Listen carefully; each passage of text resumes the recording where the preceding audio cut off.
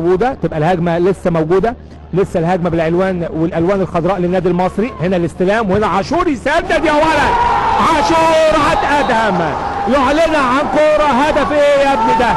يطلقها عاشور الادم اللي لسه بقول حذاري عاشور، لكن الراجل ايه؟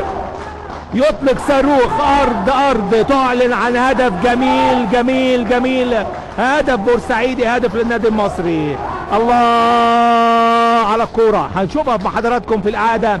وكوره هدف اول، كوره 1-0 اللي بنقول قربوا الفريقين، لكن بيعلن. بص شوف هنا الراجل مرجح رجله، الله روحي راحت الكوره على يسار حارس مرمى نادي بتروجيت لتعلن عن هدف جميل للنادي المصري. يا سلام للنادي المصري، ادي الكوره وادي الاعاده، الراجل فوتها والتاني حاططها بهدف جميل جميل، هدف من الاهداف الجميله. القدرات الخاصه طبعا لعاشور، عاشور فتح النور وفتح باب التسجيل للنادي المصري بورسعيدي بهدف جميل. ادي الراجل هنا في ايه؟ و6 دقايق، ده وقت كبير قوي يا جماعه. اتلعبت الكوره في المرمى، جول ولا ايه؟ ده هدف التعادل. يا الله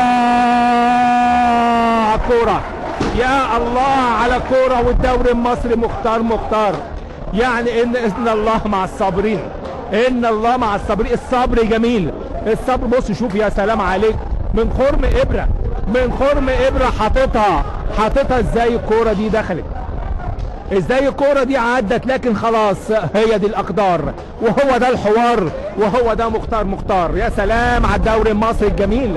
بص شوف هنا في القعده من خرم ابره بيعلنها سعيد كمال عن اجمل وعن اغلى